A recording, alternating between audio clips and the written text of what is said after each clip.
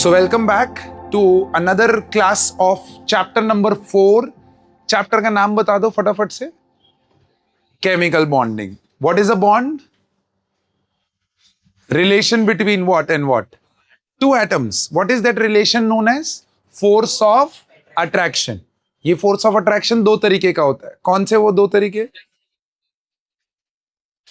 दो एटम्स के बीच में force of attraction दो तरीके. Interatomic, intermolecular is the types of bonds. मैं पूछ रहा हूं इंटरएटॉमिक बॉन्ड दो तरीके का होता है. Yes, ionic bond and covalent bond. Bond formed due to transfer of electrons and bond formed due to sharing of electrons. Transfer के लिए हमने कंडीशन देख ली थी. जिसने भी अगर मिस आउट किया है वो लेक्चर, तो लेक्चर लाइव है, आप प्लीज प्लेलिस्ट में जाके उसको देखिए, आराम से मिलेगा. बट वो कंडीशंस इंपॉर्टेंट है.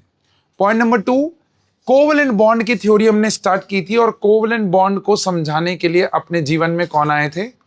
लुइस. आयोनिक किसने समझाया था? कॉसेल.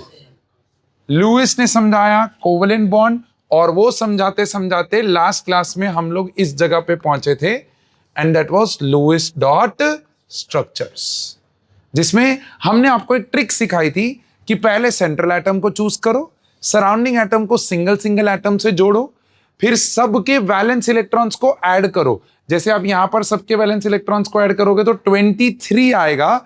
ये ऑड नहीं होना चाहिए, तो ये नेगेटिव को ऐड करेंगे तो +1 करके ये 24 हो जाएगा. 24 में से क्योंकि 3 ऑक्सीजन है तो 3 बॉन्ड बने होंगे, तो 6 माइनस हुआ, बचे 18. इन 18 को पहले सराउंडिंग एटम्स के ऑक्टेट कंप्लीट करने में यूज करेंगे, और फिर अगर सेंट्रल एटम का ऑक्टेट कंप्लीट नहीं हो रखा है तो फिर होना हो कहीं ना कहीं एक डबल बॉन्ड या 2 डबल बॉन्ड भी पॉसिबल है. Is that clear? क्या ये कहानी आप लोगों को समझ में आई? ये बहुत इंपॉर्टेंट है. प्लीज मेक श्योर कि आप इसको बिल्कुल भी कतई भी नजरअंदाज ना करें. आज की क्लास में मैं आपको पहले लिस्ट देने वाला हूं कि कौन कौन से ऐसे मॉलिक्यूल्स हैं जिनके लुईस डॉट स्ट्रक्चर्स को आपको ड्रॉ करना है. उसको as a homework you will have to get it in the next class, क्योंकि उन्हीं में से आपके लुईस डॉट स्ट्रक्चर्स आएंगे और फाइनल एग्जाम में 2 मार्क्स से ज्यादा का ये चैप्टर, 2 मार्क्स से ज्यादा का चैप्टर नहीं, टॉपिक नहीं है. वो भी शायद ही है कि Lewis dot structure final exam में आपको दिखे, because in the vastness of 9 chapters of class 11th you will not get a question that draw the Lewis dot structure. हाँ, हाफ ईयरली आपके यूटीज उनके अंदर 110% 2 से 3 क्वेश्चन होंगे और होंगे. Is this perfectly okay? अब हर एक एटम पे क्या चार्ज है उसके लिए हमने आपको एक टर्मिनोलॉजी दी थी लास्ट क्लास में. क्या था वो? Formal charge. फॉर्मल चार्ज क्या होता है? Difference between valence electrons and all the electrons that are given to the atom in the Lewis dot structure. और वो all the atoms में 2 तरह के इलेक्ट्रॉन्स आते हैं. एक है आपके लोन पेयर इलेक्ट्रॉन्स और दूसरे आपके bonded pair electron. Bonded pair को डिवाइड बाय 2 इसलिए करना है क्योंकि शेयर्ड पेयर के अंदर एक का है और दूसरा दूसरे का है. यस और नो? तो जब आप ये डिफरेंस को ओपन करोगे तो आपका नेट जो वो बनेगा valence electron minus lone pair electrons minus bonded pair electrons divided by 2, जिसका मैंने एक सैंपल लास्ट क्लास में भी सॉल्व किया था और इस क्लास में भी वो मैंने आपके लिए सॉल्व ऑलरेडी करके रखा हुआ है. And this is how basically you calculate the formal charge of each and every atom in a given molecule. हाँ, मैंने आपको #PN नोट लास्ट क्लास में लिखवाया था, वो वापस रिपीट कर देता हूं. If the molecule has a positive charge it is always on the central atom, and if the molecule has a negative charge it is always on the surrounding atom. Is this clear? Are you with me till here? Yes. तो ये थी कहानी आपकी Lewis dot structures की. अब उनमें list देखो, list of molecules बनाते जाना. H3O+, NH4+, NO3-, NO2-. Make this list. Try to draw the Lewis dot structures of these molecules today itself. आज ही घर पे जाके आपको ये पहला काम करना है. डन है बच्चा? इसके बाद लिस्ट बनाओगे इसके बाद लिस्ट बनाओगे and that is nothing but SO2 minus SO3 minus 2 SO4 minus 2 CO3 2 minus and PO4 3 minus. इसको फॉस्फेट आयन बोलते हैं, इसको कार्बोनेट बोलते हैं, इसको सल्फेट बोलते हैं और इसको सल्फाइट बोलते हैं। इनके लूज डॉट स्ट्रक्चर्स आपको ड्रॉ करने हैं। ट्रस्ट मी, जितने लूज डॉट स्ट्रक्चर्स बोल रहा हूं सिर्फ उतने ही ढंग से कर लो, आप लोगों का काम तमाम हो जाएगा। अरे सॉरी, लूज डॉट स्ट्रक्चर्स का काम तमाम हो जाएगा। Is that clear? ओके। इसके अलावा मॉलिक्यूल लिखेंगे O3 ये बड़ा फेवरेट है स्कूल एग्जामिनर्स का, ये बड़ा फेवरेट है O3 पूछे जाने का। ठीक है, फिर एक बनाओ H2O2। हाँ, हाइड्रोजन पेरोक्साइड, ये भी क्यों फेवरेट है? क्योंकि ना इसमें 2 सेंट्रल एटम्स होंगे।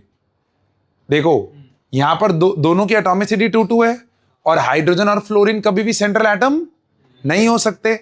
अब अगर आप देखो तो दोनों ही ऑक्सीजन बचे, अब दोनों की इलेक्ट्रोनेगेटिविटी भी सेम और नंबर ऑफ ऑक्सीडेशन स्टेट्स भी सेम, तो भैया कुछ भी कर लो, आपको दोनों ऑक्सीजन एटम से ही स्टार्ट करना पड़ेगा। अब दोनों ऑक्सीजन एटम्स में कितने इलेक्ट्रॉन्स होते हैं मेरे दोस्त? कितने इलेक्ट्रॉन्स होते हैं? 6। ये 6 में इधर एक हाइड्रोजन जुड़ा हुआ है, इधर एक हाइड्रोजन जुड़ा हुआ है और बीच में ये दोनों सिंगल बॉन्ड से जुड़े हुए हैं। दैट्स हाउ योर H2O2 का स्ट्रक्चर इज। अब देखो जहां दिक्कत होगी वो मैं आपको अभी ड्रॉ करके बता रहा हूं कि यहां आपको दिक्कत हो सकती है। Is that okay? ऐसे ही देखो HClO4 हाँ, Cl आपका वो है। Is that okay? इसको हम बोलते हैं परक्लोरिक एसिड। ओके, ऐसे ही आता है HClO3 भी होता है। अब ये थोड़ा सा ना तंग करने वाले मॉलिक्यूल्स हैं। HClO4 में सेंट्रल एटम Cl हुआ, अब हाइड्रोजन को सबसे लास्ट में लेके आना है पिक्चर में। तो पहला तरीका मैंने आपको क्या बताया है, बोलो? जैसे आप यहां से H निकाल दो तो क्या इस पे -1 आएगा ना? अब काउंट करो, क्या ये सिंगल बॉन्ड हो और यहां पर भी सिंगल बॉन्ड हो। सिंगल बॉन्ड से सराउंडिंग एटम बना दिए। अब चेक करो, क्या ये 7 है? वैलेंस इलेक्ट्रॉन 7 और यहां पर 6 4s 24, सो 24 + 7 31। ऑड होना चाहिए, नहीं, -1 ऐड करेंगे तो 32 हो जाएगा। उसमें से 8 माइनस करोगे तो कितने बचेंगे? 24। बोलो, स्टार्ट करेंगे 24 को यहां सेटल करना। अले बोल, हाँ, तो 24 को यहां सेटल करना चालू किया। अरे हुआ बच्चा? अब जरा देखो, अब यहां पर अगर आप देखो तो there is a problem. 24 settle हो गए, 6 4 24 सेटल हो गए और इस पूरे पे -1 चार्ज है। लेकिन एक्चुअली में किसके ऊपर माइनस है, उसके लिए आप फॉर्मल चार्जेस कैलकुलेट करोगे तो आप देखोगे इधर भी -1 आएगा, इधर भी -1, इधर भी -1, इधर भी -1। एक्चुअली तो एक ही -1 होना चाहिए। तो यहां पर हो क्या रहा है, यहां पर मेरे प्यारे दोस्त आपके 3 ऑक्सीजन क्लोरीन के साथ डबल बॉन्ड बना के बैठे हैं। सो देयर आर 3 ऑक्सीजन्स जो डबल बॉन्ड बना के बैठे हैं। अब इस ऑक्सीजन पे -1 आएगा और वो फाइनली H के साथ इस तरीके से बॉन्ड बनाया हुआ है in case of HClO4। That's how you draw the Lewis dot structure of HClO4।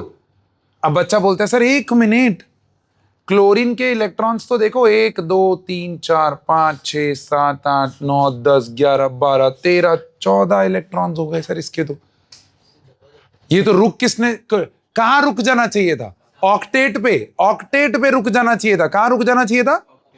है साथी, उसके तो साथी 1 2 3 4 5 6 7, बट वो जो उसने शेयर किए हैं ऑक्सीजन के साथ उसको मिला के वो 16 पे चला गया। बोलो हाँ ना? अब रुक तो ऑक्टेट पे जाना चाहिए था, ये तो आगे बढ़ गया। तो लुईस को यहां पर क्वेश्चन मार्क किया गया कि भैया ये एक्सपेंशन ऑफ ऑक्टेट क्यों हो रहा है। सो एक्सपेंशन ऑफ ऑक्टेट एक्सप्लेन कर। तो वो बोला भैया ये मेरे बस की बात नहीं है, there is something still missing in the atom which we don't know, जिसकी वजह से I am not able to justify. उसके बाद वो क्वांटम मॉडल डेवलप हुआ, तब हमें पता चला कि ओ क्लोरीन के वैलेंस इलेक्ट्रॉन में 3s2 3p5, अरे होता है ना, तो 3p5 और यहां 3d प्रेजेंट होता है, याद आया, रिडॉक्स रिएक्शंस में अपने ने ये पढ़ा है। तो ये इसका ग्राउंड स्टेट हुआ, फिर ये एक्साइट होगा तो यहां से एक इलेक्ट्रॉन निकल के यहां जाएगा, फिर और एक्साइट होगा यहां से एक और इलेक्ट्रॉन निकल के यहां जाएगा, फिर और एक्साइट होगा यहां से निकल के यहां जाएगा। तो अब देखो 1 2 3 4 5 6 7 अनपेड हो गए, और वो 7 अनपेड जब पेयरिंग करेंगे तो क्या टोटल क्लोरीन के इलेक्ट्रॉन्स 14 हो जाएंगे। तो आज की डेट में हम वो देखेंगे कि ऑक्टेट के बियॉन्ड ऐसी कौन सी स्टेबिलिटी है दो एटम्स के बीच में जिसकी वजह से मॉलिक्यूल्स एक्सपेंडेड ऑक्टेट दिखाते हैं। That's one. सेम HClO3 का भी ऐसे ही बनाने की कोशिश करेंगे, ये मैंने आप पे छोड़ा। HClO4 मैंने सिखा दिया, HClO3 आप सोचेंगे। Is this clear? बोलो, कहानी समझ में आई? हाँ, तो ये बना के रख लो ताकि HClO3 बनाने में इजी हो। अब देखो SO4 2- का आप बना लोगे, लेकिन कई बार वो क्या करेगा, H2SO4 का पूछ लेगा। तो कुछ नहीं भैया, सेम ही है, सेम ही है, खाली यहां से 2H निकाल दो। SO4 2- का जो स्ट्रक्चर बना है ना, उसमें जो दो ऑक्सीजन एटम्स जिसका फॉर्मल चार्ज -1 आया होगा उसके साथ हाइड्रोजन को जोड़ दो, कहानी खत्म हो गई। Is this clear? अब नोटिस करो एक चीज, नोटिस करो, क्या ऑक्सीजन के जब जब दो बॉन्ड्स बन रहे हैं तो उसके ऊपर सिर्फ दो ही लोन पेयर्स बाकी रहते हैं। देखो डबल बॉन्ड हुआ तो यहां पर दो लोन पेयर बाकी रहे, यहां पर दो लोन पेयर बाकी रहे, यहां पर दो लोन पेयर बाकी रहे। डबल बॉन्ड जब भी ऑक्सीजन का हो जाएगा उसके पास दो लोन पेयर बाकी होंगे एंड उसका फॉर्मल चार्ज 0 हो जाएगा जब भी वो दो बॉन्ड्स बना लेगा। अब ये क्या है, ये मैंने क्यों दिया ये ट्रिक, ये आपके एमसीक्यू क्वेश्चन को फास्ट करने का प्रोसेस, फास्ट करने का process. Oxygen when forms two bonds has formal charge equal to 0 and when forms single bond has formal charge equal to -1,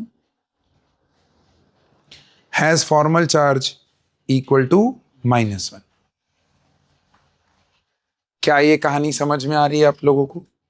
ऐसे ही अब आप बाकी सबका ट्राई करोगे, ठीक है, बाकी सबका ट्राई करोगे। ये लूज डॉट स्ट्रक्चर्स बस इतने अगर आप पहले ढंग से कर लो, आपका लूज डॉट स्ट्रक्चर का कॉन्सेप्ट क्लियर हो गया। इसके अलावा ऑर्गेनिक के कुछ मॉलिक्यूल्स होते हैं जिनका लूज डॉट स्ट्रक्चर्स पूछे जाने के चांसेस होते हैं, बट वो I will refrain right now to explain this. I will take it some other time when we will start with the organic chemistry. मैं इसको वहां पर लेना चाहूंगा। अभी के लिए इनऑर्गेनिक के क्या कर लो, लूज डॉट स्ट्रक्चर्स को ड्रॉ करना सीखो। यस, 11th में ज्यादा इंपॉर्टेंट ऑर्गेनिक है कि इनऑर्गेनिक, वेटेज की वजह, वेटेज के पॉइंट ऑफ व्यू से और फिजिकल और इनऑर्गेनिक के चैप्टर्स ज्यादा हैं compare to organic. But generally कैसा होता है 11th में कि हाफ ईयरली तक आपका फिजिकल वाला पार्ट कंप्लीट हो जाता है in the form of testing, और हाफ ईयरली के बाद आपका ऑर्गेनिक जो है वो एक्टिवेट होता है इन ऑल द स्कूल्स। तो जनरली व्हाट हैपेंस इज कि जब आपका टीचर 11th में बना रहा है पेपर, तो वो कोशिश ये करता है कि फाइनल एग्जाम का जो पेपर होगा ना 11th का, उसमें ऑर्गेनिक केमिस्ट्री का जो पोर्शन होता है वो हैवी होता है, और वो क्लास में अनाउंस ही कर देते हैं कि भैया ऑर्गेनिक केमिस्ट्री हैवी होगा और हाफ ईयरली के पहले वाले जो चैप्टर्स हैं वो कम वेटेज में होंगे, क्योंकि 11th का organic becomes the base of your class 12th का ऑर्गेनिक, एंड क्लास 12th के ऑर्गेनिक में 50% ऑर्गेनिक है। बुक ही ऐसी है, book 1 is your physical and inorganic, book 2 entirely is organic chemistry. So hence organic is very very important in class 11th। तो जब हम start करेंगे इसके टिप्स एंड ट्रिक्स हम आपको देंगे, उसका वेट करिए, बस that's it. HBr Baba central atom कौन होगा? Br। Br के वैलेंस इलेक्ट्रॉन्स कितने होते हैं? 7। 1 2 3 4 5 6 7। हाइड्रोजन को कितना चाहिए? 1। हो गया। डन है बच्चा? लूज डॉट स्ट्रक्चर्स क्लियर हुए? कुछ इस तरीके से आपके लूज डॉट स्ट्रक्चर्स ड्रॉ करने के लिए बोलेगा। Make sure. अच्छा, इसी में एक और ऐड करो, SO3। इसी में एक और ऐड करो, SO2। कोई चार्ज नहीं है इन पे। SO3, SO2। Mind it, very very important. और आज की क्लास में जब हम आगे बढ़ेंगे तो आपको ये रियलाइज होगा कि ये लूज डॉट स्ट्रक्चर्स क्यों इंपॉर्टेंट है। हाँ, फिर धीरे धीरे ये फेड आउट हो जाएंगे, बट अभी के लिए ये इंपॉर्टेंट है। आगे बढ़े बच्चा। ये है कहानी आपकी लूज डॉट स्ट्रक्चर्स की। बट इसका प्रॉब्लम कहां शुरू हुआ? इसका प्रॉब्लम शुरू हुआ कि there were certain central atoms जिनके अंदर ऑक्टेट के बियॉन्ड जा रहा है central atom to stabilize according to the formal charge. उनका सेंट्रल एटम ऑक्टेट के बियॉन्ड चले जा रहा है। नाउ द क्वेश्चन वाज, ये ऑक्टेट के बियॉन्ड क्यों जा रहा है? अच्छा, इसके अलावा लिस्ट में एक और ऐड करो, लिस्ट के अंदर एक और ऐड करो। देखो ये एक लिस्ट है अपने पास, लिस्ट में एक और ऐड करो, एक और ऐड करो, BH3 या फिर BF3, दोनों सेम ही है, जिसमें boron is your 13th group. इसके वैलेंस शेल में 3 इलेक्ट्रॉन्स होते हैं। अब वो 3 इलेक्ट्रॉन देखो, हाइड्रोजन के साथ अगर बॉन्ड होगा तो लूज डॉट स्ट्रक्चर ऐसा दिखेगा, और अगर फ्लोरीन के साथ बॉन्ड होगा, ओए मेरे प्यारे दोस्त, फ्लोरीन के साथ बॉन्ड होगा तो फ्लोरीन के डॉट्स बनाना भूलना नहीं। अब नोटिस करो, क्या मेरा जो सेंट्रल एटम है यहां पर, क्या वो 1 2 3 4 5 6 पे ही रुक गया?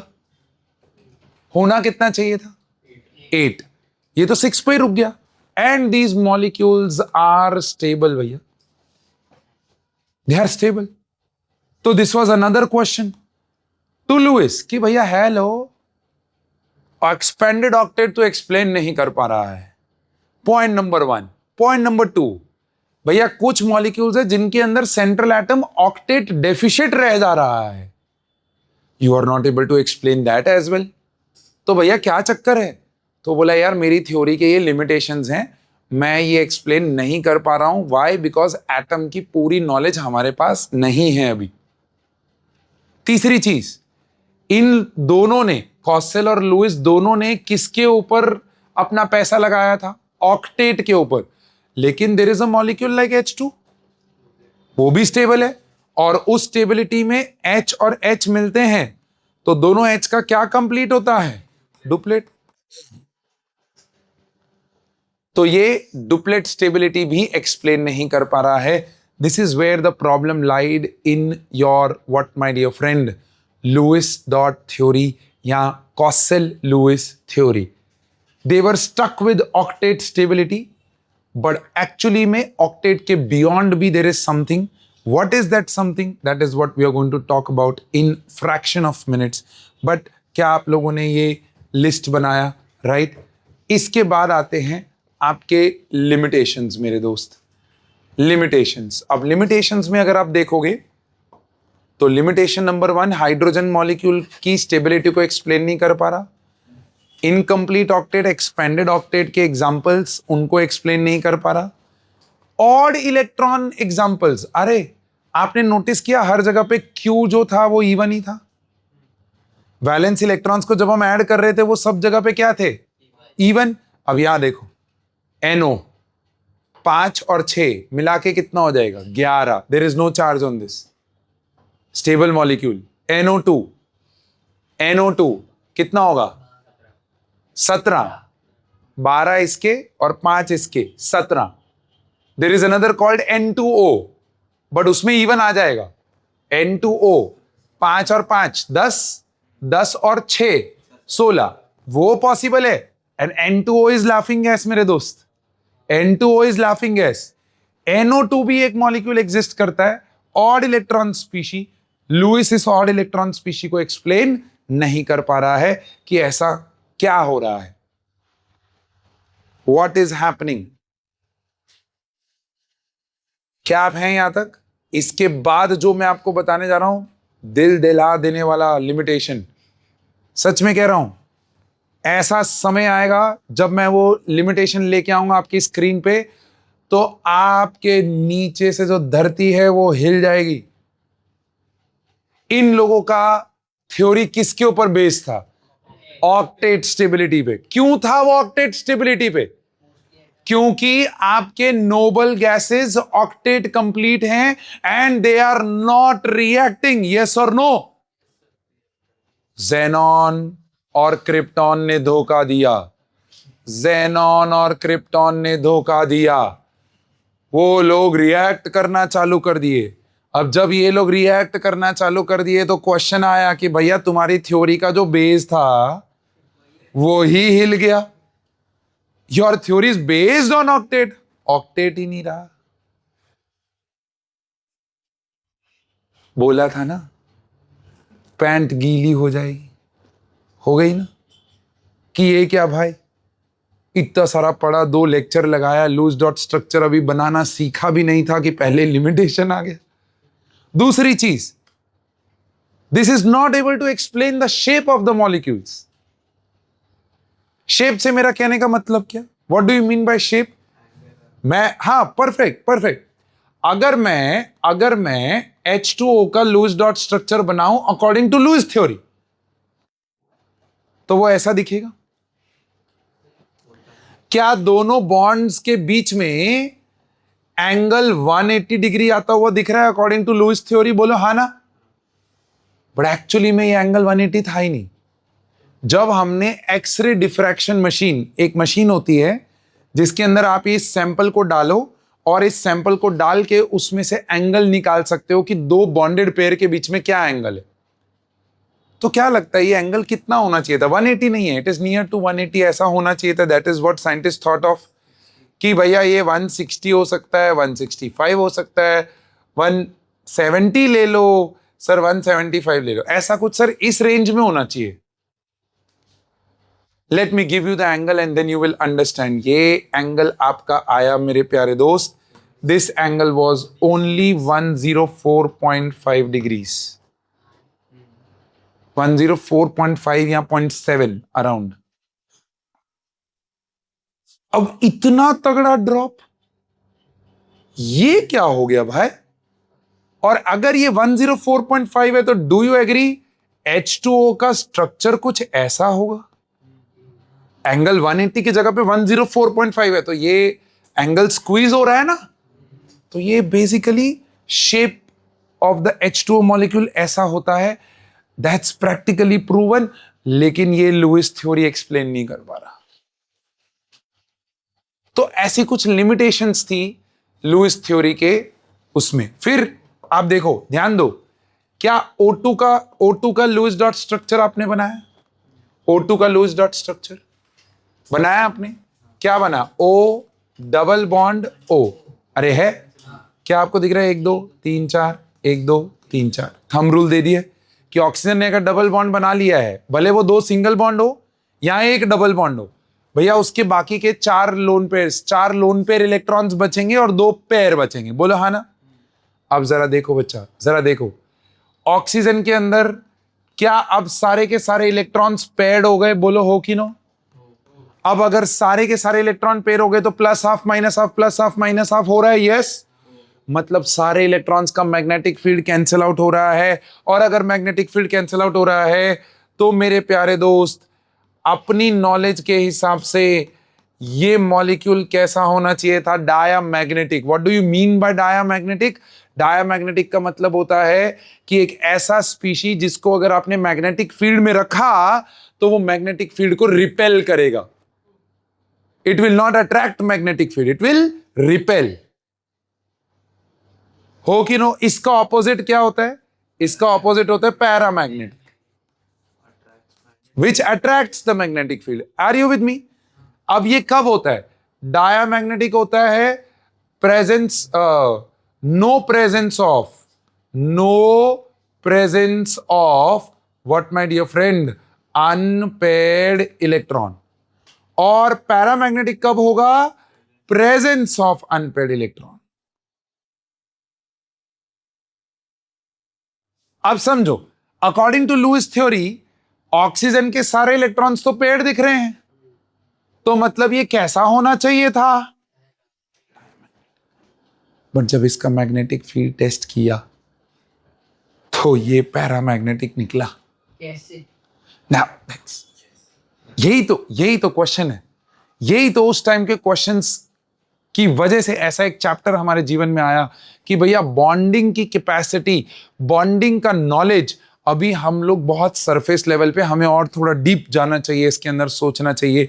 And that's where my dear friend दो और थ्योरीज बनाई गई, VBT valence bond theory and MOT molecular orbital theory, जिसने हमें बॉन्डिंग के और बेटर वर्जन सिखाए और क्वांटम मैकेनिकल मॉडल के ऊपर बेस्ड हमें क्या बताया गया कि अच्छा देखो एक्चुअली में बॉन्डिंग ऐसे हो रहा है दो एटम के बीच में।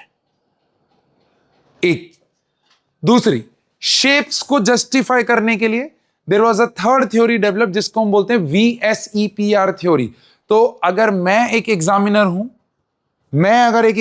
हूं तो मैं केमिकल बॉन्डिंग के क्वेश्चंस कहां से स्टार्ट करूंगा? मैं स्टार्ट ही VSEPR से करूंगा, फिर उसके बाद VBT, उसके बाद MOT। इन तीन में से पूछने के बाद अगर जान बची है और मार्क्स की फ्लेक्सिबिलिटी है मेरे पास, तो मैं लुईस डॉट थ्योरी या आगे के चैप्टर में से कुछ क्वेश्चंस पूछना चाहूंगा।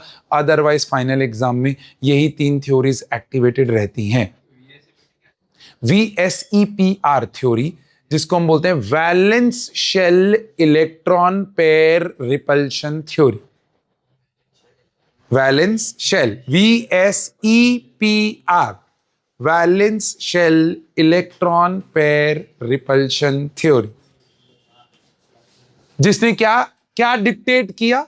हमें डिक्टेट किया कि शेप ऑफ द मॉलिक्यूल कैसे आता है, क्यों H2O जो होना चाहिए था 180 बट क्यों वो 104.5 डिग्रीज है, वो VSEPR थ्योरी के थ्रू देखेंगे हम। क्या आप मेरे साथ हैं यहां तक? अरे बहुत मजा आएगा जब मिल बैठेंगे केमिकल बॉन्डिंग में और आप। आहा, सो 3 यार हैं हमारे for the next 2 weeks at least. Chapter बड़ा है बट बहुत इजी है और बेसिक्स है इनऑर्गेनिक केमिस्ट्री का। So let's start and let's begin with the first theory. No, I would want to not jump to the theory first. I would want to understand कि bond की ऐसी कौन सी characteristics हैं, bond के ऐसे कौन से पैरामीटर्स हैं जो अपने को समझ लेने पड़ेंगे, जो अपने को क्या कर लेने पड़ेंगे? समझ लेने पड़ेंगे। सो लिमिटेशंस के बाद we will have to focus on what? We will have to focus on bond parameters. So please put down a big heading, bond parameters. Bond parameters. अच्छा, what is the English meaning of parameters? Parameters, characteristics, specific characteristics। जैसे अगर मैं बात करूं human को recognise करने के क्या पैरामीटर्स होते हैं, तो उसके लिए एक ह्यूमन लेके आते हैं स्क्रीन पे। आज ओह अच्छा, आज इस बंदे को आपको क्या करना है? रिकॉग्नाइज करना है। तो आप कैसे रिकॉग्नाइज करोगे? What are the parameters you will recognize? Eyes, nose का shape, face cut, yes or no? पगड़ी पहनता है, दाढ़ी है, मूंछ है। So these are some characteristics to recognize this human being, yes or no? ऐसे ही किसी बॉन्ड को, किसी भी बॉन्ड को, केमिकल बॉन्ड को कैरेक्टराइज करने के लिए 4 पैरामीटर्स हैं जो डिफाइन करते हैं बॉन्ड के parameters. Okay, so what are those bond parameters? पहला है बॉन्ड लेंथ। पहला क्या है? Bond length. आज दो एटम्स के बीच में, उनके न्यूक्लियस के बीच में जो डिस्टेंस है उसको हम लोग बॉन्ड लेंथ बोलते हैं। Okay, will come to that one by one, will detail it. दूसरा बॉन्ड एंगल। दो बॉन्डेड पेयर्स के बीच में क्या बॉन्ड एंगल है, और अगर वो बॉन्ड एंगल है तो वो क्यों है? क्यों 180 है? क्यों 104.5 है? Q 109.5 है। वो सारी चीजें VSEPR थ्योरी में पढ़ेंगे, बट वो पढ़ने से पहले आपको बॉन्ड एंगल क्या होता है वो पता तो होना चाहिए। फिर आती है बॉन्ड एनर्जी, या मैं उसको बॉन्ड एंथैल्पी भी बोलता हूं। एंथैल्पी वर्ड आपने सुना है, कहां सुना है? What are the two terms? Last chapter, very good. Ionization enthalpy and electron gain enthalpy. Enthalpy just means energy. I have already stated that in the last chapter. मैं वापस स्टेट करता हूं, बॉन्ड एनर्जी। सिंपल, ठीक, think an answer, think an answer. ठीक है, कि आज मेरे दो हाथों के बीच में, this is the bond that is forming. ठीक है, this is how the bond is form, that's one bond. This is second kind of bond. बोलो कौन सा बॉन्ड स्ट्रांग है? सेकेंड वाला। पहले वाले में तोड़ना बहुत आसान है, हल्का सा एनर्जी लगेगा, टूट जाएगा। लेकिन इस बॉन्ड को तोड़ने के लिए ज्यादा एनर्जी लगेगी। सो बेसिकली बॉन्ड एंथैल्पी और bond energy is nothing but the energy required to what? Energy required to break the bond. But there are some technicalities. We will talk about it one by one. Then, last but not the least, bond order. What do you mean by bond order? दो atoms के बीच में कितने bonds बने? आज अगर मैं बोलूं H2 का bond order क्या? 1. लेकिन O2 का bond order क्या? 2. N2 का bond order क्या? 3. HCl का bond order क्या? 1. H और Cl के बीच में 1 bond बन रहा है। अले बोल, कहानी समझ में आई कि नहीं आई?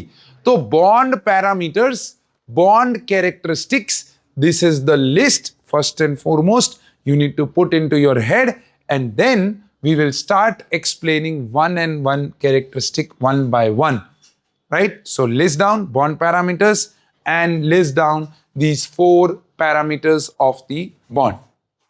So जैसे ही आपने ये चारों bond parameters को list down किया, now we are in a state to begin with the first, that is bond length. What is bond length? What is bond length? Bond length is defined as the distance between two nuclei. लेकिन इस पूरी definition में keyword देखो।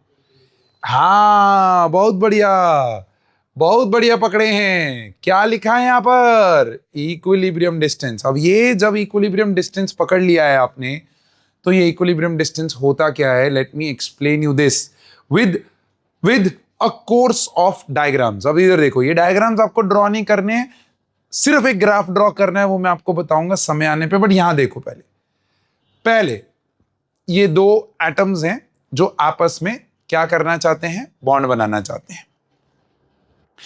बहुत दूर दूर थे। जैसे ये अपनी क्लोज विसिनिटी में आए, एक दूसरे की क्लोज विसिनिटी में आए, तो क्या होना चालू हुआ? ध्यान से देखना। ये के न्यूक्लियस ने ये के इलेक्ट्रॉन को, ठीक है, अब ये ना करते हुए हम ऐसा ले ले कि ये आपका एटम ए है और ये एटम बी है।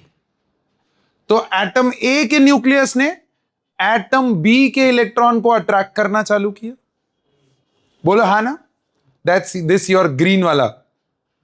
सेम एटम बी के न्यूक्लियस ने एटम ए के इलेक्ट्रॉन को अट्रैक्ट करना चालू किया। यस और नो? तभी तो वो एक दूसरे के पास आएंगे।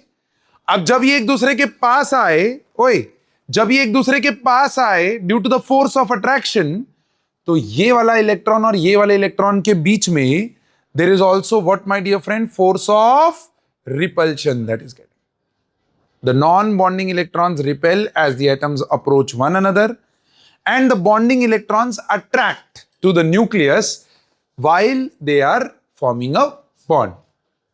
Ab, while this bond is getting formed, there are 2 kinds of forces getting developed in the atom.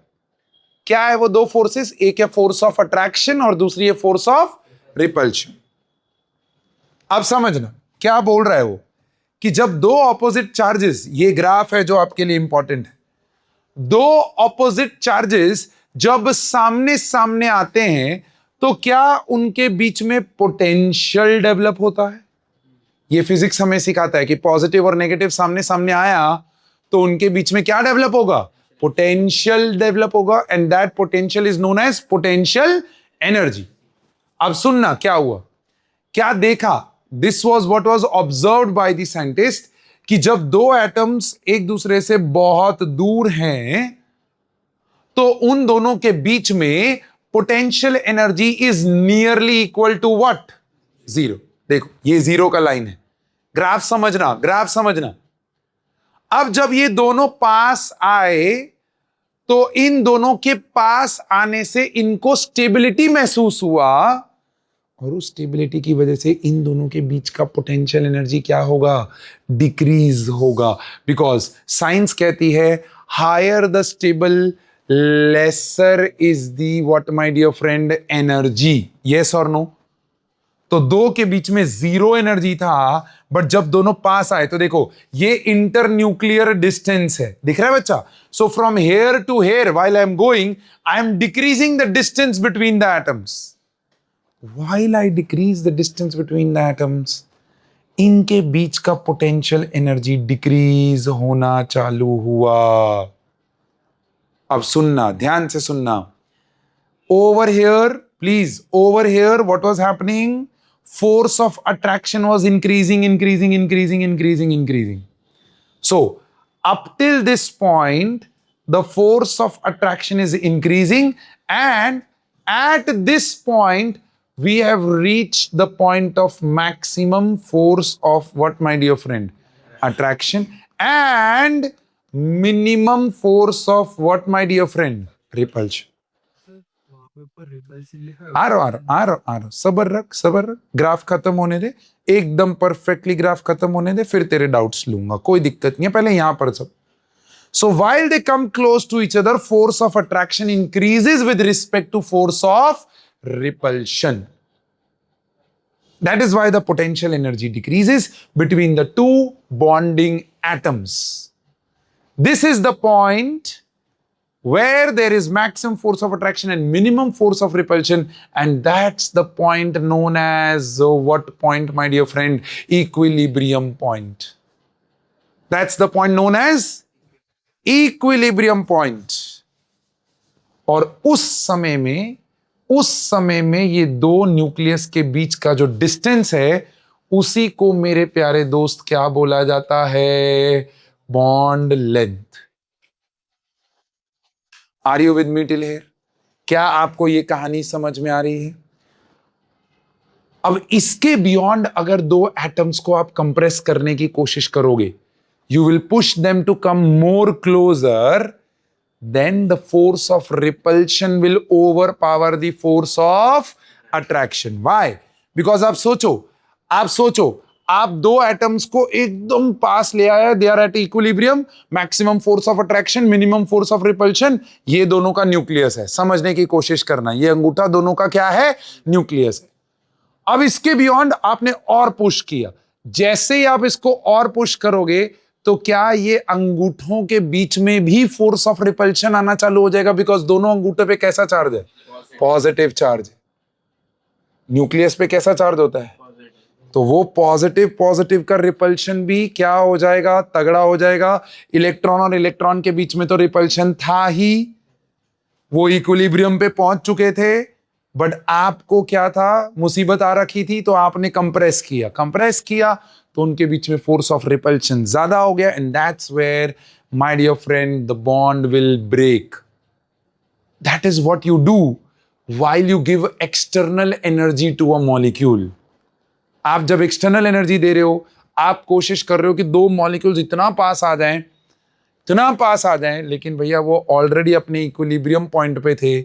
उसके बियॉन्ड अगर आपने एनर्जी दिया तो फोर्स ऑफ रिपल्शन अट्रैक्शन से बहुत ज्यादा हो जाएगा, और इसीलिए दोनों के बीच में अनस्टेबिलिटी हो जाएगी, और इसीलिए देखो आपका पोटेंशियल एनर्जी दोनों एटम्स के बीच में क्या हो जाएगा? इंक्रीज हो जाएगा, सडन इंक्रीज।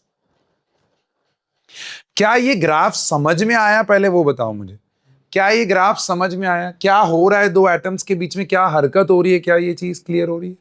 ये बहुत इंपॉर्टेंट है, इसको समझना है। इसके बियॉन्ड अब आप पहले अपने डाउट्स पूछो। यस, ग्राफ ऐसे रीड करना? सॉरी, ग्राफ अभी तक तो उल्टा रीड करना, उल्टा ही रीड करना है? ऐसे नहीं, ऐसे रीड करना है ना। दो के बीच में डिस्टेंस पहले ज्यादा होता है, डिस्टेंस कम नहीं होता है दो के बीच में। ऐसे बनाने की बात कर रहे हो? हाँ। इंटरन्यूक्लियर डिस्टेंस नीचे दिया है तो उसका inter nuclear distance graph read करो बच्चा। तो बट नंबरिंग हाँ, तो नंबरिंग उल्टी हो जाएगी। बात वही है। आप बोल रहे हो सर ग्राफ को ना ऐसे ना बना के ऐसे बनाओ। हाँ, so this is 0.0, this is 0.0 ना। हाँ, तो बोल रहा है जो अंदर का डेटा का कर्व है ना उसको हाँ। उसको फ्लिप करने का बोल रहा है ऐसे फ्लिप कर दूं? ग्राफ हाँ हाँ, इसका 180 मिरर ही तो बोल रहा है तो हाँ, वो भी कर सकता है। You can draw like this also, कोई दिक्कत नहीं है, वे ऑफ रीडिंग है। बट उसमें भी ध्यान देना, उसमें भी ये 0.0 होगा, ये 0.0 होगा। अब इंटर न्यूक्लियर डिस्टेंस इस डायरेक्शन में क्या हो रहा है? इंक्रीज हो रहा है, और इस डायरेक्शन में क्या हो रहा है? डिक्रीज हो रहा है। तो अगेन ग्राफ ऐसे ही जाएगा, मिरर इमेज बनेगा ना इसका। तो ये पॉइंट मिरर के इधर आएगा ना। हाँ, सोच गलत रहे थे, दैट्स द पॉइंट। इसीलिए मैंने आपका जो थॉट था वो थॉट मैंने यहां पर बना दिया। अब आपको अच्छा ले भाई, इंटर न्यूक्लियर डिस्टेंस को देखना है, वो यहां पर ज्यादा है। धीरे धीरे जब कम होता है तो मिनिमम पोटेंशियल एनर्जी, देखो ये क्या, ये मिनिमम पोटेंशियल एनर्जी है दो एटम्स के बीच में। दैट इज द स्टेबिलिटी दो एटम्स के बीच में अचीव करना चाहते हैं। It is not the octet stability. अब साइंटिस्ट बोल रहे हैं कि दो एटम्स अपने बीच में जब मिनिमम पोटेंशियल एनर्जी पे पहुंचते हैं, that's the point where they are the most stable. अब उस जगह पे अगर वो ऑक्टेट कंप्लीट है, बहुत बढ़िया, तो सोने पे सुहागा। अगर ऑक्टेट कंप्लीट नहीं है, ऑक्टेट एक्सपेंडेड है, तो भैया वो उनकी मर्जी है। क्यों? क्योंकि उनको वहां पर जाके स्टेबिलिटी मिल रही है। यस। और अगर आप देखो, अगर आप नोटिस करो, एस का जो 6 है, एस का 6 बॉन्ड कैपेसिटी, वो मोर इलेक्ट्रोनेगेटिव एटम के साथ ही दिखेगा। क्यों? Because more electronegative atom outside से एनर्जी लेके आते हैं, उनका ऑरा ज्यादा नेगेटिव होता है ना, तो वो ज्यादा लेके आते हैं एनर्जी। और वो जब एनर्जी लेके आते हैं तो यहां पर फोर्स ऑफ रिपल्सिव एनर्जी ज्यादा बनती हैं। उसकी वजह से सल्फर वो एक्साइटेड स्टेट्स दिखाता है। वो अपने पेयर्स को क्यों खोलता है? ताकि वो रिपल्सिव एनर्जीज को क्या कर सके? डिक्रीज कर सके। अब वो कब तक कर सकता है? 6 इलेक्ट्रॉन्स तक कर सकता है। 6 के बियॉन्ड अगर अब और भी ज्यादा नेगेटिव एनर्जी, तो बोल रहा है भाई अब बस इतने पे ही मेरे को स्टेबिलिटी है, इससे बियॉन्ड मैं नहीं कर सकता, मेरे पास अब पैर है ही नहीं। सर तो आपने जैसा इसमें बोला कि एक बार वो अपने मैक्सिमम उस पे आ गए, बॉन्ड लेंथ की मिनिमम हो गई, उसके बाद अगर एक्स्ट्रा वो उस पे फोर्स डालते हैं तो फिर वो ब्रेक हो जाता है। वो हम डालते हैं एनर्जी। अगर हम हाँ डालते हैं हाँ। तो सर फ्यूजन जो होता है उसमें कैसे करते हैं? उसमें so basically that's the fusion. हाँ, तो उसमें तो एक्सटर्नल एनर्जी डाल के उसको वो कंबाइन करेक्ट, फ्यूज करते हैं तो क्या होता है? क्या होता है? Energy release. The atom blasts. तो इसमें भी फिर वही हो रहा है ना, वही हो रहा है, वही तो हो रहा है। पोटेंशियल एनर्जी डिक्रीज हो, इंक्रीज हो गई, सडनली इंक्रीज हो गई। अब फ्यूजन के अंदर वो इतना सडन होता है कि turns into an atomic bomb. But fusion control नहीं था और अनफ्यूजन सॉरी फ्यूजन कंट्रोल और फिजन अनकंट्रोल्ड होता है। तो फिर इसको कैसे कंट्रोल करोगे? अगर उस पे नॉर्मल जो जा रहा है उसके ऊपर फोर्स डाली, उसके ब्रेक हो गया, हाँ। तो उसकी एनर्जी कैसे कंट्रोल करें? क्योंकि फिजन जो था, हाँ फिजन, उसमें 1 से 3 पार्टिकल निकल के फिर वो एक एक को करता जा रहा है। करेक्ट। तो बट इसमें उसको कैसे कंट्रोल करेंगे? एक्सटर्नल सोर्सेज हैं, मशीन्स हैं हमारे पास, जिसमें हम एनर्जी को एब्जॉर्ब कर लेते हैं। और जहां एनर्जी एब्जॉर्ब नहीं हो पाती है वहां फिर वो अनकंट्रोल्ड हो जाता है, and it keeps on going and keeps on going and keeps on going. इसको कैसे कर लेती है मशीन? अगर sudden we have developed such things. Science बहुत, टेक्नोलॉजी बहुत आगे जा चुकी है। Did I clear your doubt? Yes, done, clear है। क्या ये कहानी समझ में आई?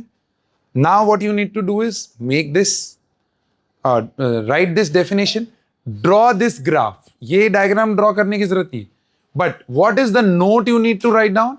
There are two kinds of forces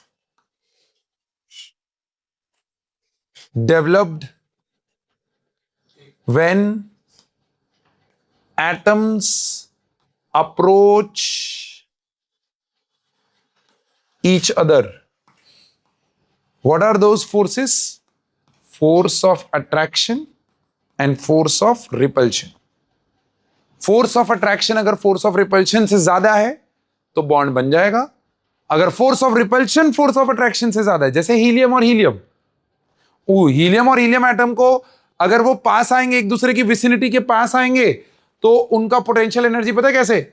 ये 0 था, यहां से ऊपर चला जाएगा. क्यों? नीचे जाएगा नहीं, बिकॉज वहां पर रिपल्सिव फोर्सेस इतनी तगड़ी हैं. क्यों तगड़ी हैं? बिकॉज हीलियम का डुप्लेट कंप्लीट है. दोनों के दोनों इलेक्ट्रॉन क्लाउड्स बहुत स्ट्रांगली बिल्ट हैं. वो एक दूसरे में इतना स्ट्रांग रिपल्शन करते हैं कि अट्रैक्टिव फोर्सेस को चांस ही नहीं देते हैं बॉन्ड बनाने का. एक बॉन्ड लेंथ कहां से कहां रखा था? यहां से यहां तक, यहां से यहां तक.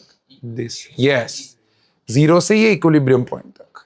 This is your bond length. Point का क्या तो maximum force of attraction, minimum force of repulsion.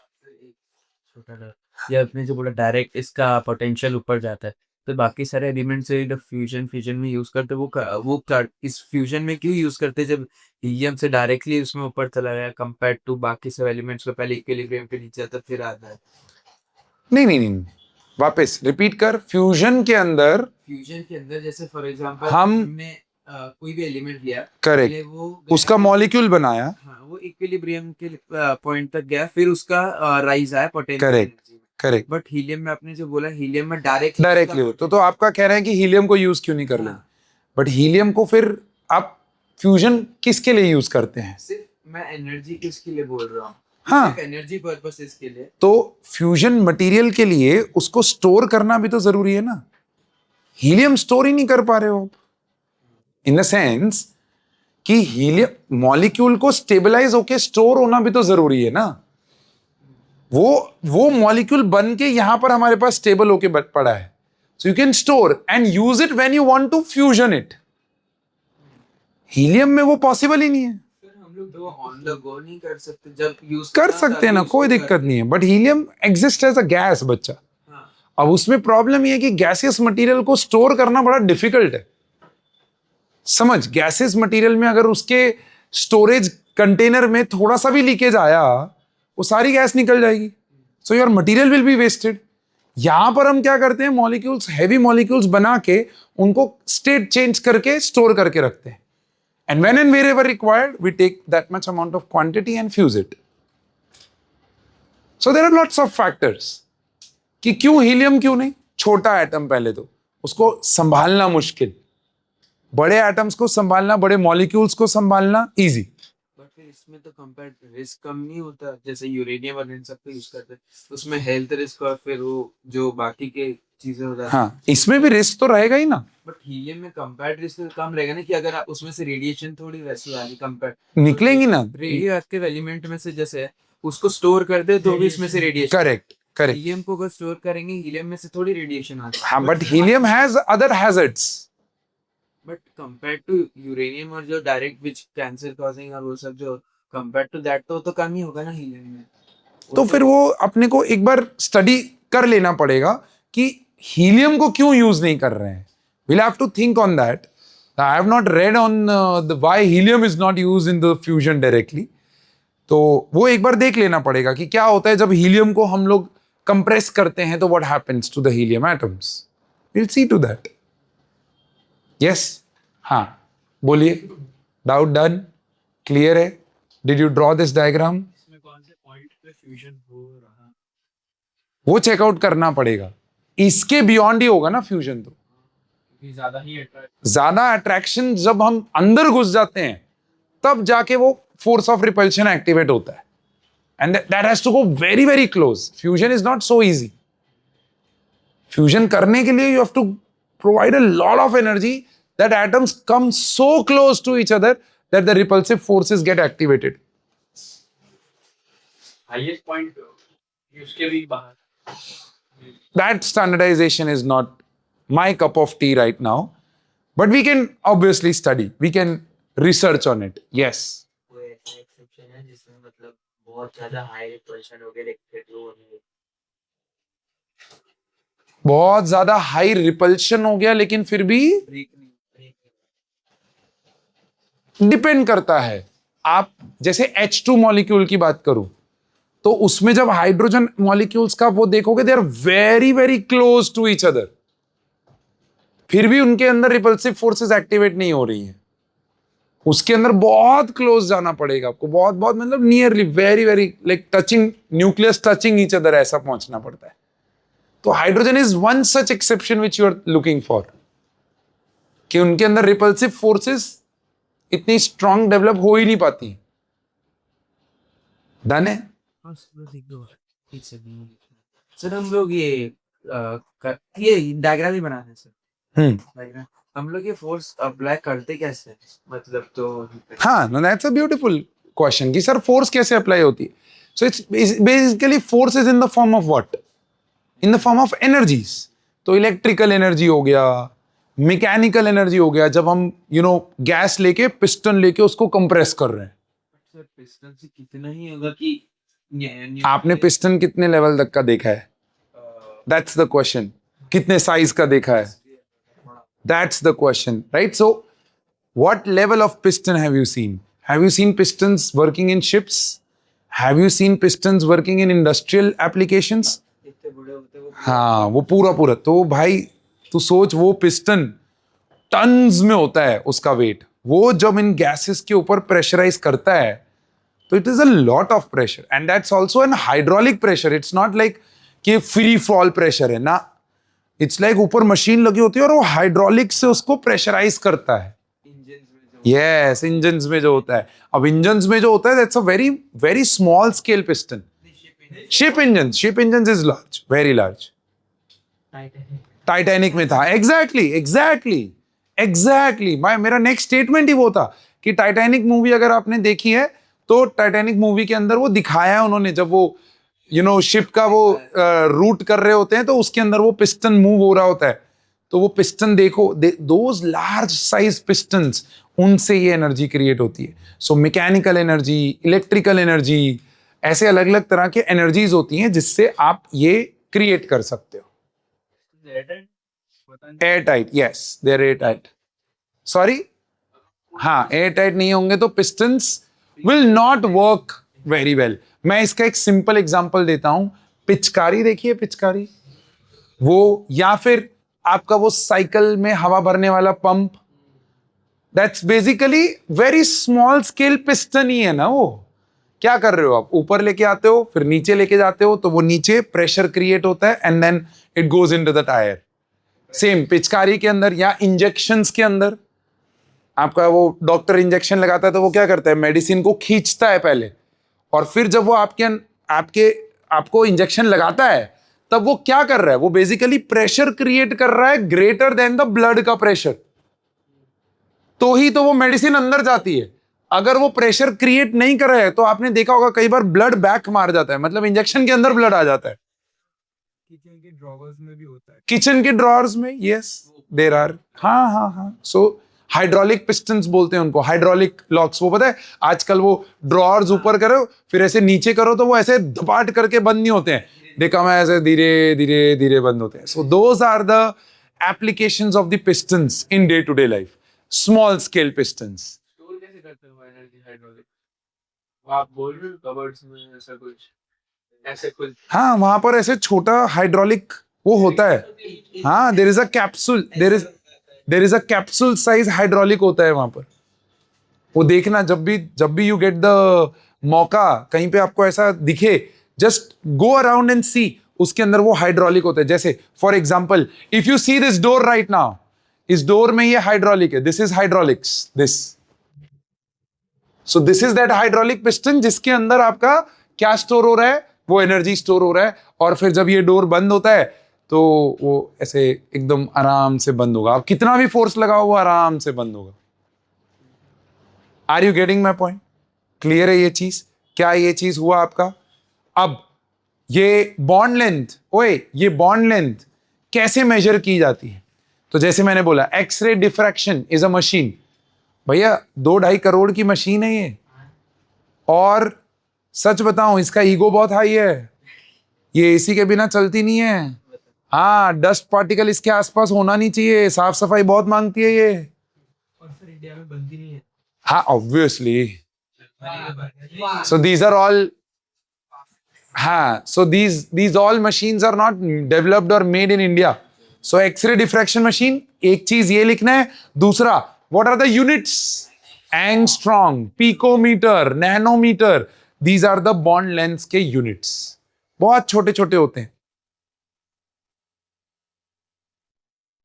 Done. फिर बात आती है कि what are the factors which affect the bond length? What are the factors which affect bond length? Right? So, factor number one, factors affecting bond length. Factor number one, bond multiplicity. Bond multiplicity. Bond multiplicity का मतलब क्या? Number of bonds between two atoms. ओए, आप सोचो, दिमाग लगाओ। मेरे एक हाथ और दूसरे हाथ के बीच में सिंगल बॉन्ड है, और मेरे एक हाथ और दूसरे हाथ के बीच में डबल बॉन्ड है। किस केस में दो हाथ क्लोजर होंगे? डबल बॉन्ड के केस में। ट्रिपल बॉन्ड है तो और क्लोज होंगे। तो do you get my point? Bond length decreases as bond multiplicity increases. Single bond का सबसे ज्यादा बॉन्ड लेंथ, डबल बॉन्ड का उससे छोटा, ट्रिपल बॉन्ड का और भी छोटा, राइट? फिर आता है साइज ऑफ एटम। जितना छोटा साइज उतना बॉन्ड लेंथ छोटा। So as the bond length, देखो, as the bond size increases, atomic size increases, your bond length will increase, या vice versa. As the bond size, atomic size decreases, bond length decreases. So factors affecting bond length and the definition of bond length, very very important. First factor, ये समझ में आएगा तो आगे की सारे factors इसी के रिलेशन में समझ में आना चालू हो जाएंगे। प्लीज राइट दिस डाउन अच्छे से। तो bond angle, next bond angle. Bond angle, what is bond angle? What is bond angle? The angle between two bonded pairs. ओए, ये बहुत इंपॉर्टेंट है, ध्यान से देखो क्या लिखा है। Average angle between the orbitals containing bonded electron pairs. अब मैंने बोला, बाबा इधर देखो, मैंने बोला बताओ HCl में बॉन्ड एंगल क्या आएगा?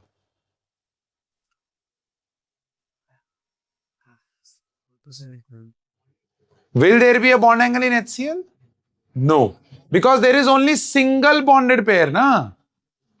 मुझे मिनिमम 2 बॉन्डेड पेयर चाहिए एंगल निकालने के लिए। तो डायटॉमिक मॉलिक्यूल्स जितने भी हैं उनमें बॉन्ड एंगल नहीं आता। जैसे O2, N2, H2, HCl, HBr, HI, diatomic molecules. ओए, diatomic molecules do not show bond angle. शुरू कहां से होगा बॉन्ड एंगल? ट्राइएटॉमिक से। जैसे मैंने H2O लिया, क्या ये ट्राइएटॉमिक है?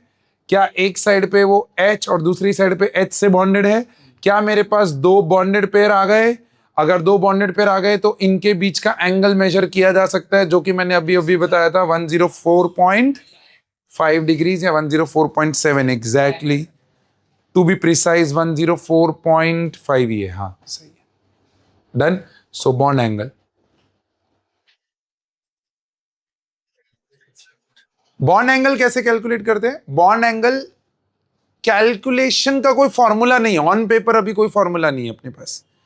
इसको प्रैक्टिकली देखा जाता है, बट हां देयर आर वेज जिससे हम बॉन्ड एंगल प्रिडिक्ट कर सकते हैं। That's what is your VSEPR theory.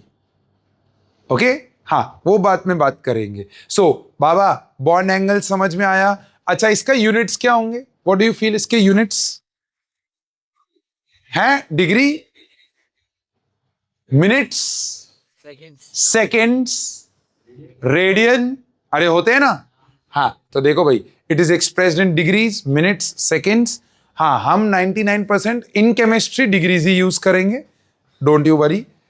Bond angle gives, जैसे जैसे देखो 104.5 डिग्रीज को क्या मैं 104 डिग्री और 30 मिनट्स ऐसा लिख सकता हूं? Because half 30 minutes makes 1 degree, sorry half degree. 60 minutes makes 1 degree. ये मैथ्स के रूल्स हैं और ये आपने कोऑर्डिनेट ज्योमेट्री में पढ़े होंगे. 99% coordinate geometry last year 10th standard में there is a chapter coordinate geometry, उसमें आता है. Bond angle gives an idea about the distribution of orbitals. ये लाइन अभी मत लिखो, क्यों? क्योंकि VSEPR में ये वापस रिपीट होगी, तो इसको अभी रिस्ट्रेन करेंगे. But just the definition and just the units and one such example like this, बस ऐसे ड्रॉ करके रख लो कि भैया मिनिमम 2 बॉन्डेड पेयर चाहिए. Yes yes yes yes yes yes yes. Organic हो इनऑर्गेनिक हो, दुनिया में जब भी बॉन्ड एंगल मेजर करना है, you always go through x-ray diffraction machine. Again, x-ray diffraction machine is a multi utility machine जो आपको सारे बॉन्ड पैरामीटर्स पे काम करने में हेल्प करती है. सो मेक श्योर कि आप जब भी मौका मिले, एक्सरे डिफ्रैक्शन मशीन अगर सीखने का मौका मिल रहा है in your career, and if you are related to let's say some technical degree, तो एक्सरे डिफ्रैक्शन मशीन पे एक बार जरूर काम करना. It will be really really fun. I got this chance while I was in my masters, while I was doing my MTech. उसके अंदर मेरे को ये चांस मिला था. I was doing a project that was high strength low alloy steels के ऊपर मैं काम कर रहा था. एंड उसके अंदर मुझे डिस्टेंस मेजर करने थे between my alloying elements and the normal elements present in the steel. तो वो distance measure करने के लिए I did my sampling in X-ray diffraction machine.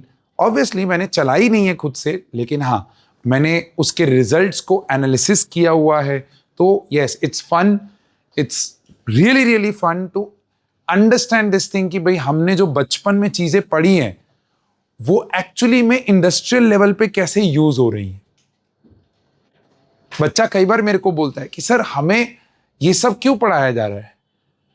Why are we being taught this when everything is a failure or have some limitation today? Why are we being taught also? तो वहां पर मैं बच्चे को बस इतना ही चीज बोलता हूं कि ये सब आपके बेसिक्स हैं.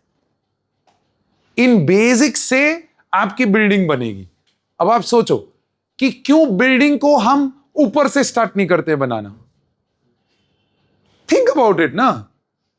हम बिल्डिंग को नीचे से क्यों स्टार्ट करते हैं बनाना? आज हमारे पास टेक्नोलॉजी है, वी हैव क्रेन्स जो ऊपर से स्टार्ट कर सकती हैं बिल्डिंग को बनाना. नहीं कर सकते, क्यों नहीं कर सकते? क्रेन्स हैं, हैवी ड्यूटी क्रेन्स हैं, बिल्डिंग को पकड़ के रखेंगे जब तक पिलर नहीं बन जाते. बट यू अंडरस्टैंड ना, अगर आप ऊपर से बनाना चालू करोगे तो यू विल नेवर नो कि बिल्डिंग का स्ट्रेंथ एक्चुअली कितना देना है ताकि वो गिरे नहीं. वही चीज है ये. उस लेवल पे जाके अपने 11th 12th के बेसिक्स को पकड़ो. And trust me, there are not all topics I would say, but there are topics जो आपको आपके बैचलर्स मास्टर्स, जब आप PhD रिसर्च कुछ भी कर रहे होगे ना, you will come back to the basics. आप 11th 12th वापस पढ़ने आओगे. Trust me, this is coming from an experience. While I was doing my MTech का project, I had to read a chapter of NCERT textbook just to get the clarity in my project. उसकी 2 lines में से मेरे को answer मिला था मेरे project का. This is the magic of the book जो हम जनरली नजरअंदाज कर देते हैं 11th 12th पे कि ये कौन पढ़ेगा. उसको रीड करने की आदत डालो. It's my request. हर रोज एक पन्ना पढ़ो, एक पन्ना बस, 1 पेज आगे पीछे, that's it. And try to figure out what is that book trying to say. It's a very very complexly written book, but it's a very very easy book. थोड़ी थोड़ी जगह पे वो कॉम्प्लेक्स हो जाता है, वहां पर आप मेरे से कनेक्ट करो, मैं आपको हेल्प करूंगा वो बुक को इजी करने में. But start reading your NCERT. It's very, very powerful. Or I would say start reading your textbook of whatever category you are in. If you are an ISC student, read your ISC book. If you are a CBSE student, read your NCERT, because CBSE ने standardized book बनाई हुई है, ISC ने वो standardized book नहीं बनाई हुई है, बस उतना ही है, थोड़ा open source है। वो अभी से आपको कॉलेज वाली फीलिंग दे रहे हैं। कॉलेज में ऐसा ही होता है, एक टॉपिक टीचर आएगा, पढ़ाएगा, निकल जाएगा। अब वो टॉपिक का आगे का पीछे का सब चीजें आपको खुद लाइब्रेरी जाने का, बुक ढूंढने की। चलो आज की डेट में तो आपके पास AI आ गया है, तो it has become very easy. But trust me है, मैंने अपने एक बोल रहा हूं ना, एक वो खाली एक प्रोजेक्ट में हम एक जगह पे बॉटल नेक पे अटक गए थे, उसका आंसर मेरे को NCERT की 2-3 लाइनों में मिला। अच्छा ओ यस यार, ये है वो चीज, दैट वाज द। और जब मैंने अपने गाइड को जाके बताया था, लग बूफ, क्या फीलिंग आया था हम लोगों को कि भाई कहां से आ गया ये, देखो। This is where basics is important. Is that okay? Shall we go ahead? Bond enthalpy. अब बच्चा बोलता है सर बॉन्ड एंगल के फैक्टर्स अफेक्टिंग है ना, वो फैक्टर्स अफेक्टिंग के लिए पूरा थ्योरी है VSEPR, उसके अंदर मैं बता दूंगा कि what are the factors which will affect the bond angle in different molecules. So we will do that over there. Next is bond enthalpy. Bond enthalpy. Bond enthalpy is defined as the amount of, ये बहुत important है, ध्यान से देखना, the amount of energy required to break, अले what is the keyword over here? 1 mole। क्या है बच्चा? 1 mole of bonds of a particular type between the atoms in gaseous state। क्यों ऐसा बोला gaseous state? क्योंकि अगर वो सॉलिड स्टेट में है और अब आप एनर्जी दे रहे हो बॉन्ड तोड़ने के लिए दो एटम्स के बीच में, तो एक्चुअली में पहले वो एनर्जी यूटिलाइज होगी उसको लिक्विड स्टेट में कन्वर्ट करने के लिए, फिर उसको गैसियस स्टेट में कन्वर्ट करने के लिए, फिर जाके जो एनर्जी लगेगी वो है वो एनर्जी जो आपकी बॉन्ड डिसोसिएशन एनर्जी होगी। तो मेरे प्यारे दोस्त, मैं यहां पर एक मॉलिक्यूल लेके आया हूं, H2, दिख रहा है? इस H2 मॉलिक्यूल को अगर आप तोड़ो तो तोड़ने के लिए जो एनर्जी लगेगी, भैया वो एनर्जी हमें देनी पड़ेगी कि एनर्जी रिलीज होगी? देनी पड़ेगी। इसीलिए देखो साइन क्या है, पॉजिटिव है। सिखाया आपने नहीं ये? अगर आप सिस्टम को एनर्जी दे रहे हो तो वो पॉजिटिव है, और अगर सिस्टम से एनर्जी रिलीज हो रही है तो वो, अब सोच के जवाब देना। अगर H2 को 2H एटम में कन्वर्ट करने के लिए प्लस 435.8 एनर्जी लग रही है किलो जूल, तो मुझे एक बात बताओ कि 2H जब H2 बनाएंगे तो क्या वो -435.8 किलो जूल, मतलब इतनी ही एनर्जी वो रिलीज भी करेंगे? रिएक्शन को उल्टा कर दिया ना मैंने। अब ये रिएक्शन को जैसे ही आप उल्टा करते हो, तो रिएक्शन जब दो एटम्स बना रहा था, फिशन जिसको बोलते हैं, तब वो एनर्जी डिमांड कर रहा था, और जब दो एटम्स को मिला के हम H2 मॉलिक्यूल तक गए, तब मेरे बच्चे उतना ही एनर्जी रिलीज होगा। इसको भी बॉन्ड एनर्जी बोलते हैं, इसको भी बॉन्ड एनर्जी बोलते हैं। दोनों में फर्क क्या? This is bond dissociation energy and this is bond association energy, बस इतना ही है। Bond association is released, bond dissociation is required. अब आप सोचो अगर H और H का बॉन्ड है और O और O का बॉन्ड है, तो O और O का बॉन्ड डबल बॉन्ड हुआ, तो क्या उसकी एनर्जी ज्यादा होनी चाहिए कंपेयर टू H और H का बॉन्ड? है। देखो, क्या N ट्रिपल बॉन्ड को तोड़ने के लिए ज्यादा एनर्जी चाहिए होगी? है। देखो, यू सी द डिफरेंस, 435 से 498, नॉट मच। और जैसे ट्रिपल बॉन्ड बन गया तो भैया देखो ऑलमोस्ट डबल ही हो गया, 946 किलो जूल पर मोल।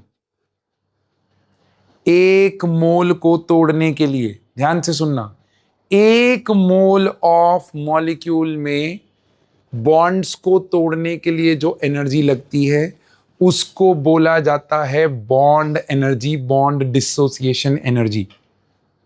मैं इतना एम्फेसिस ये 1 मोल पे क्यों दे रहा हूं?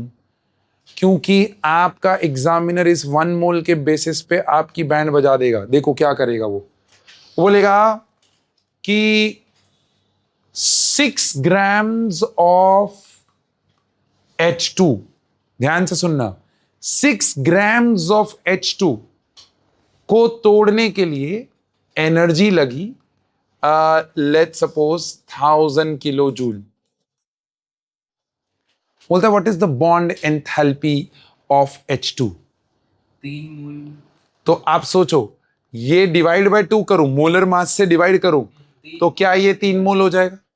3 मोल के लिए इतना एनर्जी है, तो 1 मोल के लिए कितना होगा? तो क्या ये 1000 डिवाइडेड बाय 3 हो जाएगा? 39.33 एग्जैक्टली 333.333 किलो जूल। बस एक सिंपल, हाँ सॉरी 333.3, एक सिंपल ऐसा न्यूमेरिकल आपके एमसीक्यू में बना दिया, बच्चा उड़ गया। क्यों? क्योंकि बच्चे ने पाजी को सुना ही नहीं कि 1 मोल बॉन्ड तोड़ने के लिए जो एनर्जी लगती है उसको बॉन्ड एनर्जी बोला जाता है। और ये स्टैंडर्डाइज करना जरूरी है, ये स्टैंडर्डाइज करना जरूरी है। यस, हाँ हाँ हाँ हाँ, वापस वापस, हाँ हाँ, एक मॉलिक्यूल की बॉन्ड एंथैल्पी मांगी तो 1 मोल के अंदर 6.02 × 10⁻23 डिवाइड बाय 6। अलग कहानी समझ में आई कि नहीं आई?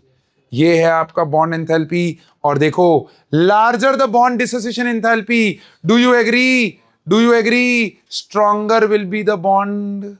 ऑब्वियसली स्ट्रॉन्गर है तभी तो तोड़ने में ज्यादा एनर्जी लग रही है। लिखो ये चीज, चलो बहुत इंपॉर्टेंट। तो बॉन्ड एंथैल्पी के बाद कहानी आती है नेक्स्ट बॉन्ड पैरामीटर की। सर वापस, हाँ देखो, बॉन्ड एंथैल्पी अभी अभी आप नोटिस करो कि हम सब जगह पे डायटॉमिक मॉलिक्यूल ही लिए थे। जैसे ही पॉलीएटॉमिक मॉलिक्यूल होता है तो क्या होता है?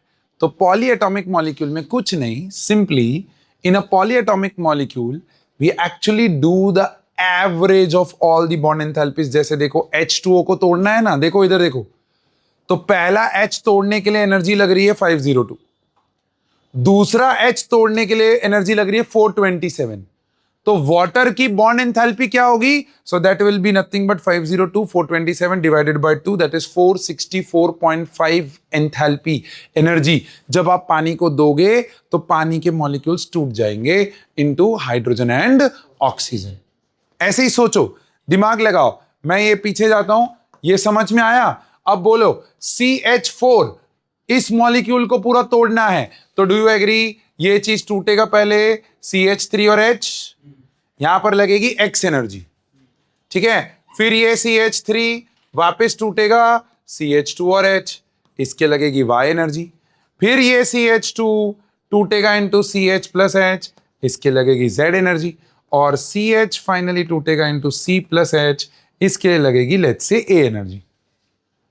ओके, तो क्या करेंगे? What will be the bond enthalpy of CH4? अगर कोई पूछ ले, X plus Y plus Z plus A divided by 2 की 4 क्यों किया? हाँ, 4 बॉन्ड है ना, तो जितने बॉन्ड्स है उतना डिवाइड करना है, हर बार डिवाइड बाय 2 नहीं करना है। H2O में दो ही बॉन्ड थे तो इसलिए डिवाइड बाय 2 किया था। So this is just an example. आप ये वाला एग्जांपल लिख के रखो, थोड़ा इलेबोरेटिव भी है, डेफिनेशन लिख के रखो, बहुत बहुत इंपॉर्टेंट है। Is this clear? What is average bond enthalpy? It is the bond dissociation enthalpy in the polyatomic molecules.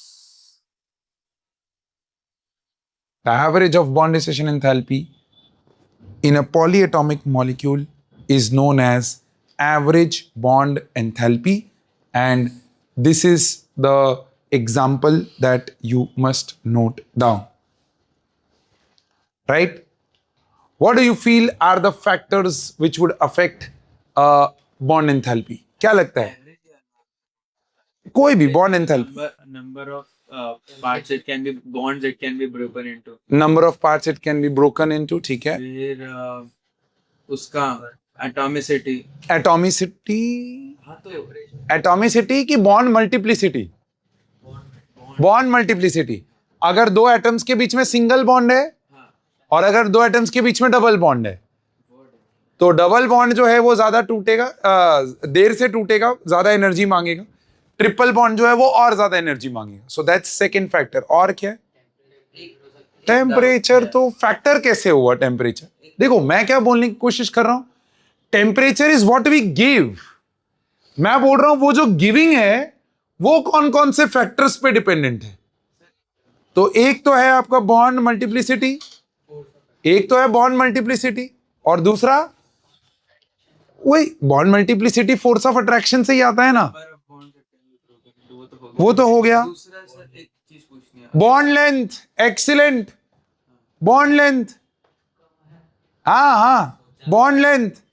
जितना छोटा बॉन्ड उतना तोड़ना difficult. Difficult because force of attraction ज्यादा है, तभी तो बॉन्ड लेंथ छोटा है. जितना बॉन्ड लेंथ बड़ा उतना इजी टू ब्रेक. बोलो हाँ ना. और ये पूरा चीज किस पे डिपेंडेंट है? साइज ऑफ द एटम पे डिपेंडेंट है. तो माय डियर फ्रेंड, आपके दो मेजर फैक्टर्स, इसके अलावा तीसरा फैक्टर बॉन्ड मल्टीप्लिसिटी लिख सकते हो, और चौथा फैक्टर नंबर ऑफ बॉन्ड्स लिख सकते हो. डन है dear. That will be all with the bond enthalpy as the parameter. Last parameter बाकी रहा, which is bond order. Last is bond order. Bond order is defined as, already हो चुका है, number of bonds between two atoms in a molecule. and जैसे कि यहां पर आपको दिख रहा होगा, H और H के बीच में बॉन्ड ऑर्डर 1 है, O के बीच में ये है, N के बीच में ये है. हाँ, what is important is higher the bond order. ध्यान से देखना, higher the bond order, bond enthalpy increases, जो अभी अभी हमने लिखा, and bond length decreases. That will be all with the bond parameters. अब ये जो बॉन्ड पैरामीटर्स हैं, this is a link between the Lewis theory and the VSEPR theory that we are going to study, which is going to explain the shapes of the molecules. Do you get my point? तो ये बहुत important है. और next class में हम लोग एक बहुत बहुत बहुत इंपॉर्टेंट थ्योरी VSEPR और उसके साथ साथ एक बहुत इंपॉर्टेंट झटके वाला टॉपिक आपको देने वाले हैं. So do not miss the topic, because next class के दोनों topics are going to be the key basics of inorganic. Okay, alright. So with that good note, today's class will be ended over here. We'll meet up in the next class with the two most important topics of chemical bonding. Till then, take care of yourself.